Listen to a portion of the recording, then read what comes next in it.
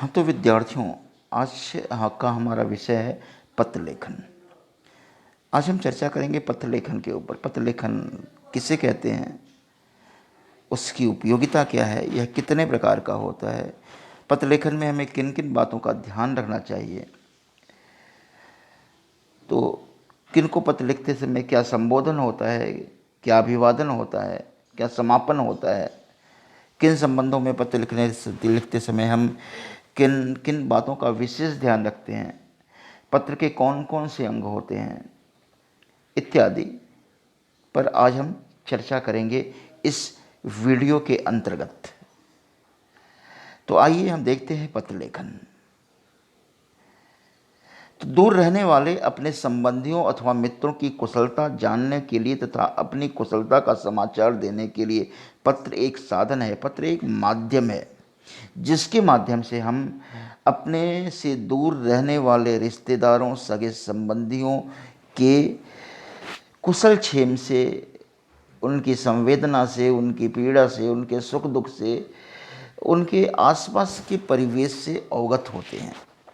वो हमारे परिवेश से अवगत होते हैं, हम उनके वातावरण से, उनके रहन सहन से, उनके सुख दुख से, उनकी संवेदनाओं से परिचित होते हैं। इस प्रकार यह एक विचार विनिमय का माध्यम भी है।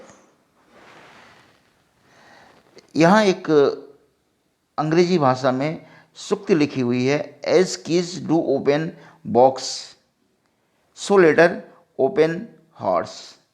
जैसे एक कुंजी किसी बॉक्स को खोलती है, ठीक उसी प्रकार से पत्र हृदय के बंद दरवाज़ों को खोलते हैं, हृदय के बंद कपाटों को खोलते हैं। मनुष्य की भावनाओं की स्वाभाविक अभिव्यक्ति पत्राचार से ही भी होती है। पत्राचार का मतलब पत्रों का लेन देन, निश्चल भावों और विचारों का आदान प्रदान पत्रों द्वारा ही संभव है। पत्र लेखन दो व्यक्तियों के बीच होता है, इसके द्वारा दो हृदयों का संबंध दृढ़ होता है। अतः पत्राचार ही एक ऐसा साधन है जो दूरस्थ व्यक्तियों की भावना की एक संगम भूमि पर भावना को एक संगम भूमि पर ला करके खड़ा करता है। मतलब दो हृदयों की, दो व्यक्तियों की भावनाओं को एक पटल पर ला के खड़ा करता है। दोनों आपस में संबंधित होते हैं पत्र के माध्यम से। संगम भूमि का मतलब मिलन की भूमि, मिलन की पृष्ठभूमि पर ला करके खड़ा कर देता है। संगम का होता है, संगम का तात्पर्य होता है संगम, सम और गम दो शब्दों से मिलकर के बना हुआ है। सम गम का मतलब साथ साथ चलना। तो दो व्यक्ति, पत्रों के माध्यम से दो व्यक्ति एक ही समानांतर पटल पर आ जाते हैं, आमने सामने हो जाते हैं। दोनों में जो दूरस्थ व्यक्तियों की भावना की एक संगम भूमि पर लाकर के खड़ा करता है और दोनों में आत्मीय संबंध स्थापित करता है। पति पत्नी, भाई बहन, पिता पुत्र, इस प्रकार के हजारों संबंधों की नींव यह सुदृढ़ करता है। यह अर्थात पत्र, पत्र के माध्यम से हम अपने सगे संबंधियों, भाई बहनों, पिता पुत्र, अपने रिश्तेदारों, अपने मित्रों के बीच में जो हमारा संबंध होता है, हम उसे सुदृढ़ करते हैं। व्यवहारिक जीवन में यह एक सेतु है। सेतु का मतलब होता है एक ब्रिज का काम करता है। इस पार से उस पार तक, इधर से उधर तक अपने संबंध को ले जाने और ले आने का एक माध्यम है। यह एक सेतु का कार्य करता है। सेतु का मतलब होता है पुल। इसमें मानवीय संबंधों की परस्परता सिद्ध होती है। परस्परता का मतलब आपस में मेल जोल। अतएव पत्राचार का बड़ा महत्व है। इसलिए ये इसका महत्व है कि पत्र की उपयोगिता क्या है, पत्र का महत्व क्या है, इस पत्र की उपादेयता क्या है। तो इस पैराग्राफ के अंतर्गत, इस उद्धरण के अंतर्गत, ये अवतरण के अंतर्गत हमें पढ़ करके ये पता चलता है। पत्र लेखन एक कला है, निश्चित रूप से यह एक कला है, क्योंकि यह ऐसा नहीं कि हम जैसे कि तैसे, जैसा मन चाहे वैसा ही पत्र लिख दें। पत्र लिखने में हमें अपनी विशेष योग्यता का प्रदर्शन करना होता है। सहजता के साथ साथ सहजता सहज रहना भी एक विशेष योग्यता का परिचायक होती है। पत्र का सहज भाषा में लिखा जाना, सीधी सादी भाषा में लिखा जाना, सरलतम भाषा में लिखा जाना, वह भी पत्र लेखक की योग्यता है। जिस पत्र में जितनी स्वाभाविकता होती है वह उतना ही प्रभावकारी होता है। स्वाभाविकता का मतलब सहजता, सरलता, वह उतना ही प्रभावकारी होता है। एक अच्छे पत्र के लिए कलात्मक सौंदर्य बोध और अंतरंग भावनाओं का अभिव्यंजन आवश्यक है। एक अच्छे पत्र के लिए कलात्मक सौंदर्य बोध, कलात्मक सौंदर्य बोध का मतलब भावनाओं का सौंदर्य बोध, लेखन का सौंदर्य बोध, शब्दों का सौंदर्य बोध, सहज भाषा में अपने हृदय की भावनाओं को व्यक्त करने का सौंदर्य बोध, भावनाओं का अभिव्यंजन। अभिव्यंजन का अर्थ होता है भावनाओं का निरूपण आवश्यक है। भावनाओं को कैसे व्यक्त किया जाए सरलतम भाषा में और श्रेष्ठतम तरीके से। एक पत्र में उसके लेखक की भावनाएं ही व्यक्त नहीं होती बल्कि उसका व्यक्तित्व भी उभरता है। उस पत्र में, जिस पत्र को लेखक लिख रहा है, उसमें उसका व्यक्तित्व भी समाहित होता है, उसकी भावनाएं भी समाहित होते हैं। उस पत्र में उसके व्यक्तित्व और उसकी भावनाओं का भी रंग उभरता है। इससे लेखक के चरित्र, दृष्टिकोण, संस्कार, मानसिकता, स्थिति, आचरण इत्यादि सभी एक साथ झलकते हैं पत्र लेखन के अंतर्गत। पत्र लेखन के अंतर्गत ये सारी चीज़ें, लिखने वाले की सारी चीज़ें, उसका चरित्र भी, उसका दृष्टिकोण, उसकी सोच कैसी है, उसके संस्कार क्या हैं, क्योंकि जैसी वह वैसी ही भाषा का प्रयोग करेगा जैसे उसके संस्कार होंगे। भाषाओं का भी अपना एक संस्कार होता है और संस्कार के परिवेश से भाषाओं का निर्माण होता है। मानसिक स्थिति, आचरण इत्यादि सभी एक साथ झलकते हैं। ये सारी चीज़ें उस पत्र लेखन में सब कुछ एक साथ मिलजुल करके दिखाई देती हैं। कई रंग दिखाई देते हैं। उस पत्र के लिखने वाले लेखक के व्यक्तित्व के कई रंग इस पत्र लेखन के अंतर्गत दिखाई देते हैं। अतः पत्र लेखन एक प्रकार की कलात्मक अभिव्यक्ति है, लेकिन इस प्रकार की अभिव्यक्ति व्यावसायिक पत्रों की अपेक्षा सामाजिक तथा साहित्यिक पत्रों में अधिक होती है। व्यावसायिक पत्रों की अपेक्षा जो पत्र निजी संबंधों में और मित्रगत संबंधों में, रिश्तेदार के संबंधों में और अपने सगे संबंधियों में कहना चाहिए, ऐसे पत्रों में यह कला, पत्र लेखन की यह विशिष्ट कला विशेष रूप से दृष्टिगोचर होती है। अच्छे पत्र की विशेषताएं क्या क्या हैं, यहाँ पर आप ध्यान दीजिएगा।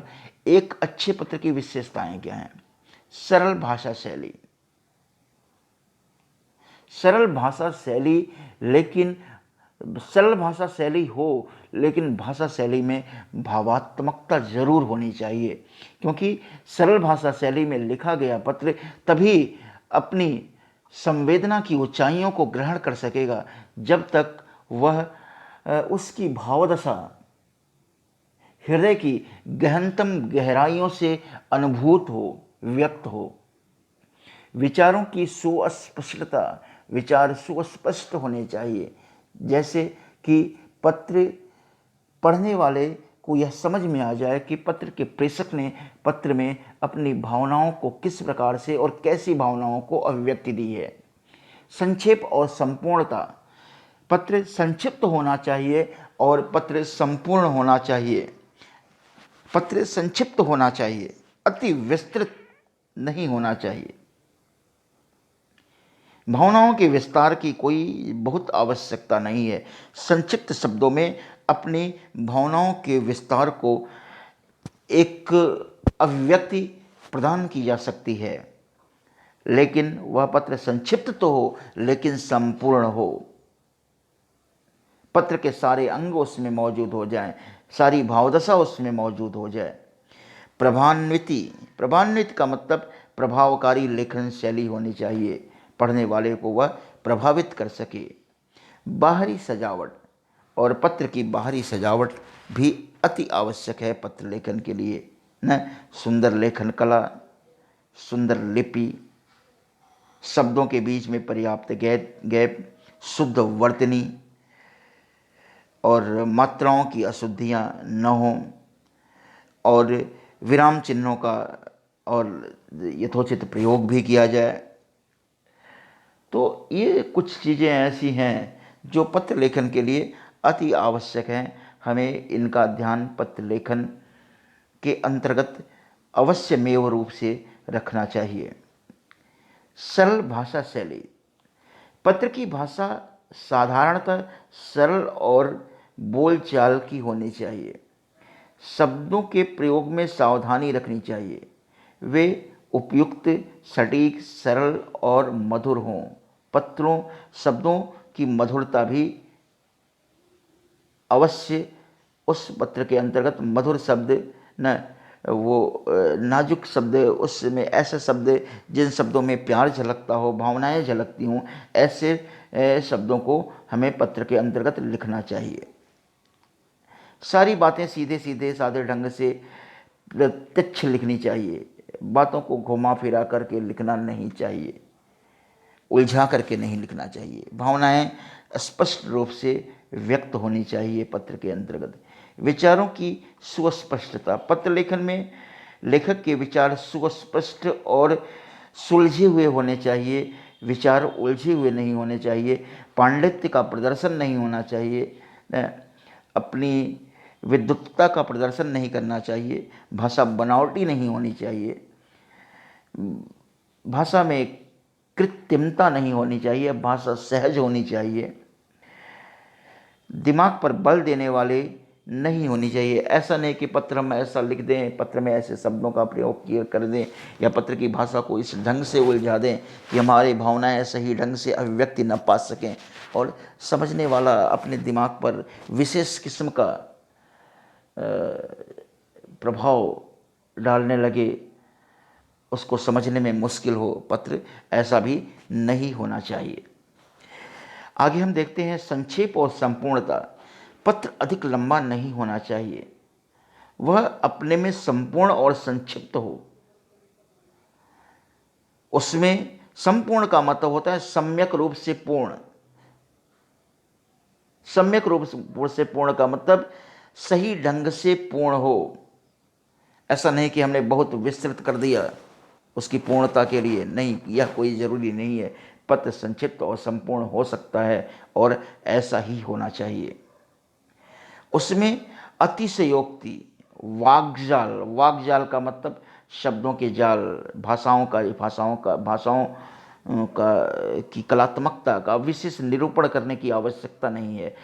उसमें अतिशयोक्ति का प्रयोग नहीं करना चाहिए। वाग्जाल और विस्तृत विवरण के लिए स्थान नहीं है।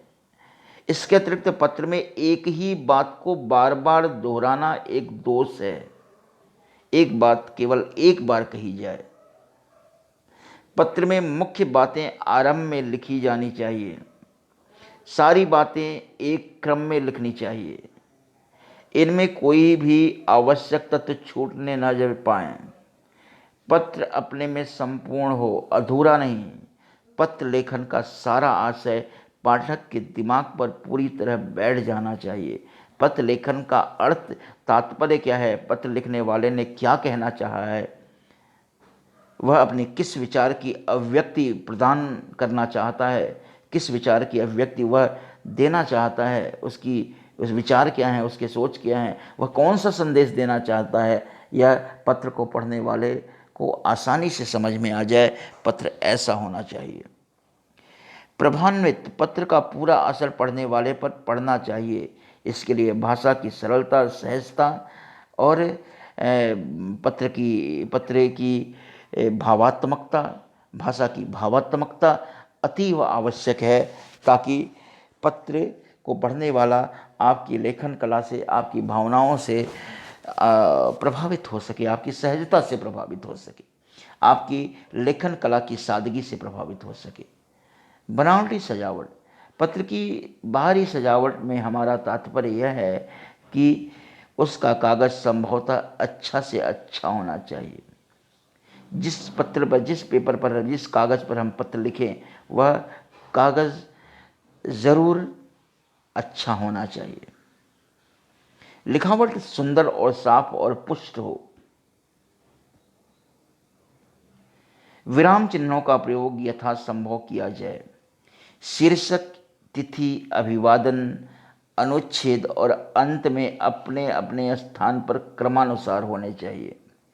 क्रमानुसार शीर्षक होना चाहिए, तिथि होना चाहिए, अभिवादन होना चाहिए, अनुच्छेद और अंत अपने अपने स्थान पर हो। अनुच्छेद का मतलब पत्र का मूल कलेवर, पत्र का मूल कलेवर जिसके अंतर्गत हम अपनी भावनाओं को अभिव्यक्ति देते हैं, वह अनुच्छेद कहलाता है। पत्र की पंक्तियाँ सटाकर नहीं लिखनी चाहिए। पत्र की पंक्तियाँ सटा करके नहीं लिखनी चाहिए। पंक्तियों के बीच में, लाइनों के बीच में पर्याप्त एक गैप होना चाहिए, दूरी होनी चाहिए।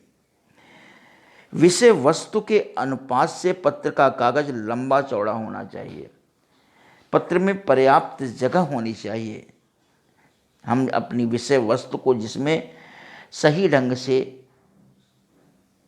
लिख सकें। अब आगे हम देखते हैं पत्रों के प्रकार। पत्र हमने पढ़ा था औपचारिक, अनौपचारिक। तो औपचारिक पत्र के अंतर्गत सामाजिक पत्र आते हैं, अनौपचारिक पत्र के अंतर्गत व्यापारिक और सरकारी पत्र आते हैं। तो यहाँ 3 प्रकार के पत्रों का उल्लेख दिया है: सामाजिक पत्र, व्यापारिक पत्र और सरकारी पत्र। सामाजिक पत्र, सोशल लेटर। सामाजिक पत्र अर्थात जैसा कि हमने समझ लिया कि व्यक्तिगत संबंधों में, रिश्तेदारियों में, मित्रों के बीच में जो पत्र का आदान प्रदान होता है, उस पत्र को, जिस पत्र का आदान प्रदान होता है, उस पत्र को हम सामाजिक पत्र कहते हैं। सामाजिक पत्र, ये पत्र अपने मित्रों, सगे संबंधियों एवं परिचितों के लिए लिखे जाते हैं। इसके अतिरिक्त सुख दुख, शोक, विदाई, निमंत्रण आदि के लिए भी पत्र लिखे जाते हैं इत्यादि। पत्र लेखन सभ्य समाज की एक कलात्मक देन है। मनुष्य चूंकि सामाजिक प्राणी है, इसलिए वह दूसरों के साथ अपना संबंध किसी न किसी माध्यम से बनाए रखना चाहता है। मिलते जुलते रहने पर पत्र लेखन की वो आवश्यकता नहीं होती, पर एक दूसरे से दूर रहने पर एक व्यक्ति दूसरे व्यक्ति के पास पत्र लिखता है। सरकारी पत्रों की अपेक्षा सामाजिक पत्रों में कलात्मकता अधिक होती है, क्योंकि इसमें मनुष्य के हृदय के सहज द्वार व्यक्त होते हैं। मनुष्य अपने हृदय की सहज भावनाओं को इस पत्र के अंदर अभिव्यक्ति देता है, क्योंकि यह पत्र अपने सगे संबंधियों के लिए लिखे जाते हैं, आत्मीय जनों के लिए लिखे जाते हैं,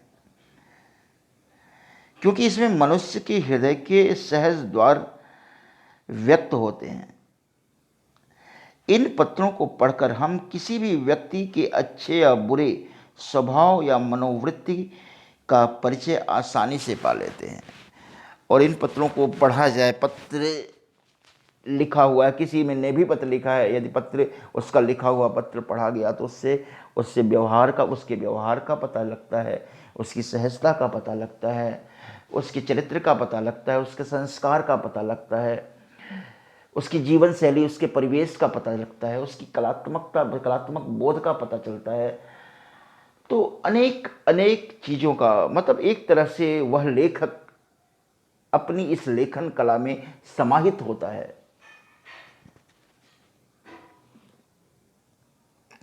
व्यापारिक पत्र कॉमर्शियल लेटर। व्यापार में सामान खरीदने व बेचने अथवा रुपयों के लेन देन के लिए जो पत्र लिखे जाते हैं, उन्हें व्यापारिक पत्र कहते हैं। तो छोटे दुकानदार ना, व्यापारिक लेन देन, पैसों के लेन देन के लिए जिन पत्रों का आदान प्रदान, जिन पत्रों का लेखन किया जाता है, वो पत्र व्यापारिक पत्र कहलाते हैं। सरकारी पत्र, जिन पत्रों में निवेदन अथवा प्रार्थना की जाती है, वे प्रार्थना पत्र कहलाते हैं। इस संबंध में जो पत्र सरकारी कामकाज के लिए लिखे जाते हैं वे सरकारी पत्र कहलाते हैं। ये सरकारी अफसरों या अधिकारियों, स्कूलों व कॉलेज के प्राध्यापकों और प्रधानाचार्यों के लिए लिखे जाते हैं। सरकारी पत्र के अंतर्गत औपचारिक पत्र के अंतर्गत, सरकारी पत्र भी औपचारिक पत्र के अंतर्गत आता है। औपचारिक पत्र के अंतर्गत सरकारी और गैर सरकारी संस्थाएं, मान्यता प्राप्त संस्थाओं के लिए लिखे जाने वाले पत्र औपचारिक पत्र कहलाते हैं। एक अच्छे सामाजिक पत्र में सौजन्य, सहृदयता, सौजन्य, सज्जनता, सज्जन व्यक्ति के जो गुण होते हैं उसे हम सौजन्य कहते हैं।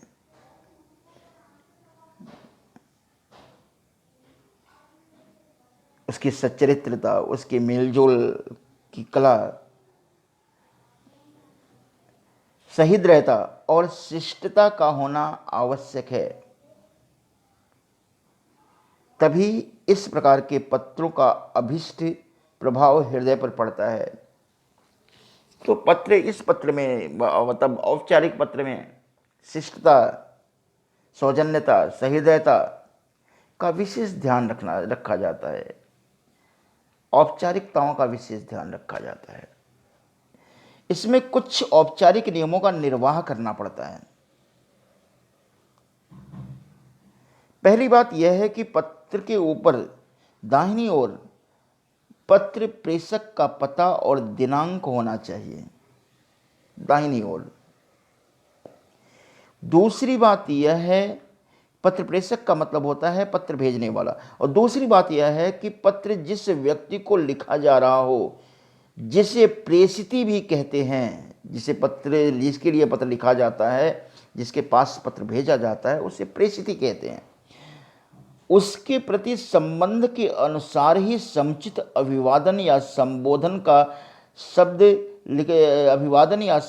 के शब्द लिखने चाहिए। अभिवादन, यह पत्र प्रेषक और प्रेषिती के संबंध पर निर्भर है कि अभिवादन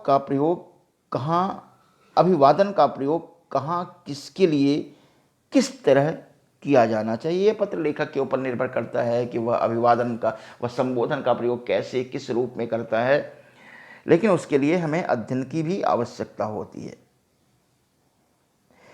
अंग्रेजी में प्रायः छोटे छोटे सबके लिए माय डियर का प्रयोग होता है। छोटे बड़े सबके लिए माय डियर का प्रयोग अंग्रेजी में होता है, स्वभावतः हम देखते हैं, किंतु हिंदी में ऐसा नहीं होता है। उस हिंदी में सभी के लिए प्रिय शब्द का प्रयोग नहीं होता है। पिता को पत्र लिखते समय हम पूज्य पिताजी लिखते हैं, आदरणीय पिताजी लिखते हैं न, परम आदरणीय पिताजी लिखते हैं। शिक्षक तथा गुरुजन को पत्र लिखते समय हम आदर सूचक शब्दों का प्रयोग करते हैं, आदरणीय, परम पूज्य इत्यादि शब्दों का प्रयोग करते हैं, इत्यादि संबोधनों का प्रयोग करते हैं। यह अपने अपने देश के शिष्टाचार और संस्कृति के अनुसार चलता है। हमारे परिवेश, हमारे देश की संस्कृति, शिष्टाचार के अनुसार पत्र लेखन में यह प्रभाव दृष्टिगोचर होता है। अपने से छोटे के लिए यह प्रायः प्रियवर, चिरंजीवी जैसे शब्दों का प्रयोग करते हैं। इस प्रकार पत्र में वक्तव्य के पूर्व संबोधन, अभिवादन और वक्तव्य के अंत में समापन का भी प्रयोग करते हैं।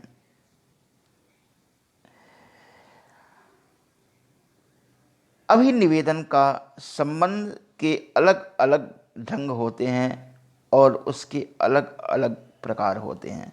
अलग अलग संबंध के लिए अलग अलग संबोधन है, अभिवादन है और अभिनिवेदन है। अभिनिवेदन का मतलब समापन, जहाँ हम पत्र समाप्त करते हैं। समाप्त करने के पहले तुम्हारा, भवदीय, तुम्हारा शुभाकांक्षी, आपका स्नेहाकांक्षी इत्यादि जो शब्द लिखते हैं, वह वह शब्द अभिनिवेदन कहलाता है। संबंध यहाँ पर सारणी बनी हुई है, उस सारणी के अंतर्गत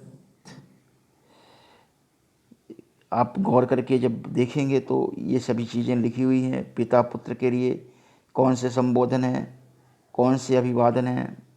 पिता पुत्र संबंध में प्रिय अनिल, पिता पत्र लिखता है शुभ आशीर्वाद, तुम्हारा शुभाकांक्षी। पुत्र पिता, पिता पुत्र का मतलब पिता जब पुत्र के लिए पत्र लिखता है तब क्या लिखेगा? पुत्र जब पिता के लिए पत्र लिखता है, पूज्य पिताजी साधारण प्रणाम, आपका स्नेहाकांक्षी। माता पुत्र के लिए पत्र लिखती है तो प्रिय पुत्र शुभाशीष। पुत्र माता के लिए पत्र लिखता है तो पूजनीय माता जी सादर प्रणाम, सादर चरण स्पर्श। और पत्र के आखिरी में आपका स्नेहाकांक्षी। ठीक है। मित्र मित्र में जब पत्र लिखे जाते हैं तो क्या होता है? प्रिय भाई, प्रिय मित्र, प्रिय नाम भी हम उसका लिख सकते हैं, उसकी संज्ञा भी लिख सकते हैं, प्रसन्न रहो इत्यादि इत्यादि।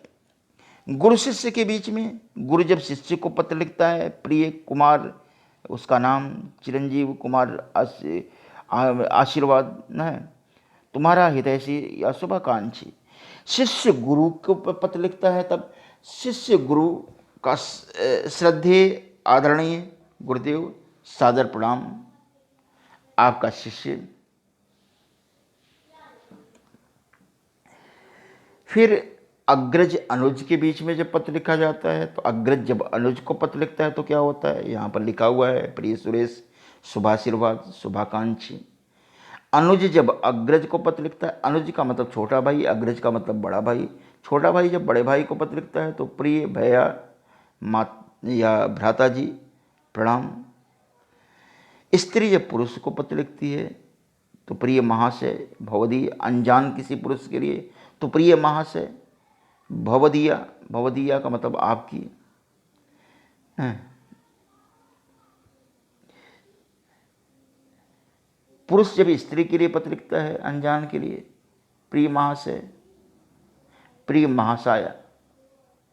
महासाया, महासाया लिखने की जगह ज़्यादा उचित होगा कि हम महोदया लिखें, क्योंकि महासाया जैसा कोई शब्द हमारी नज़र में, हमारी दृष्टि में अभी तक दृष्टिगोचर नहीं हुआ है। इसलिए हम महोदया शब्द के लिए ज़्यादा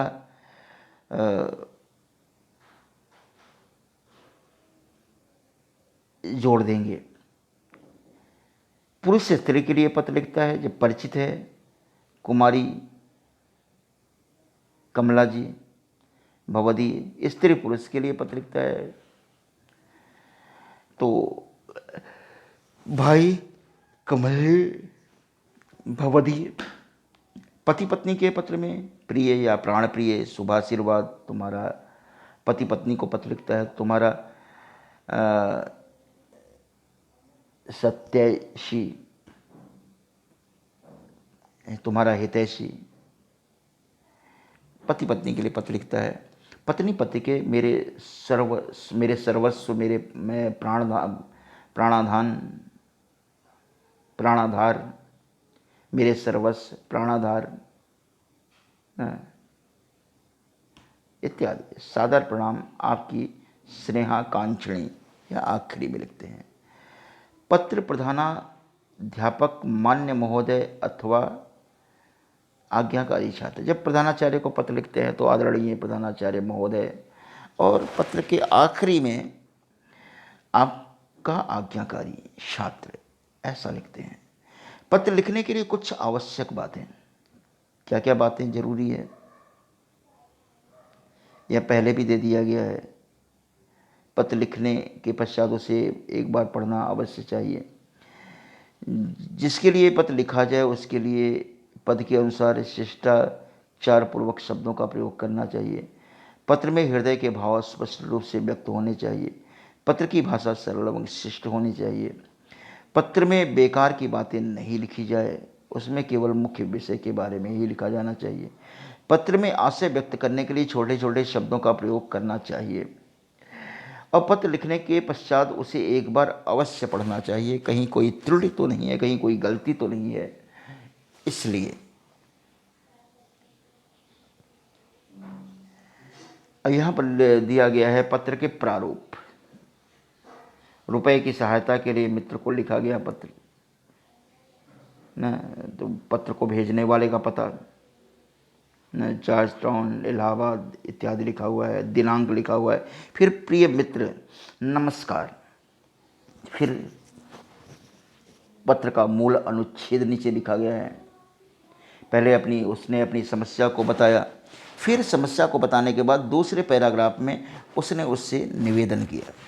समस्या को अलग पैराग्राफ में लिखते हैं और निवेदन को अलग पैराग्राफ में लिखते हैं, ताकि समस्या अलग से दिखाई दे और निवेदन अलग से दिखाई दे। फिर भौदीय का मतलब होता है आपका, फिर नाम, फिर पता। ऊपर यहाँ पर नीचे देखे पत्र ले, यहाँ नीचे पता मतलब वह जो पत्र भेज रहा है उसका पता नीचे उल्लिखित है। फिर परीक्षा की तैयारी के संबंध में मित्र को लिखा गया पत्र, जिसके नाम पत्र लिखा जाना है उसका पता ऊपर मयूर विहार दिल्ली, फिर दिनांक, फिर प्रिय मित्र नमस्ते, फिर पत्र। तुम्हारा अभिन्न मित्र सुरेश, फिर अपना पता। तो पत्र इस तरह से भी लिखा जा सकता है। तो ये व्यापारिक पत्र का नमूना ना, प्रकाशक का पता, फिर सेवा में महोदय, ठीक है, फिर पत्र का मूल कलेवर, आपका विश्वासी नाम, फिर अपना पता नीचे।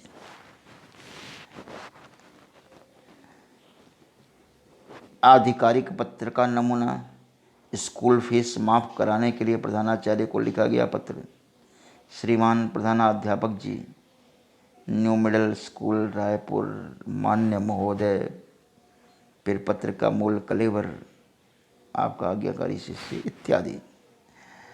तो विवाह व अवकाश के लिए प्रार्थना पत्र, प्रधानाचार्य को लिखा जाने वाला, प्रधानाचार्य, फिर स्कूल का नाम, फिर मान्यवर महोदय, फिर उसने अपनी समस्या, मूल कलेवर मान्यवर महोदय, फिर सधन्यवाद, फिर अपना आपका आज्ञाकारी शिष्य, फिर नाम। तो इस तरह से ये पत्र लेखन के अलग अलग प्रारूप रहे। तो इस सभी प्रारूपों को और पत्र लेखन की विधि, पत्र लेखन के तरीके से गौर से देखिएगा, पुस्तकों को पढ़िएगा, सारी चीज़ें आपको समझ में आ जाएंगी। ठीक है, चलिए, ठीक, धन्यवाद। सभी को बहुत बहुत धन्यवाद।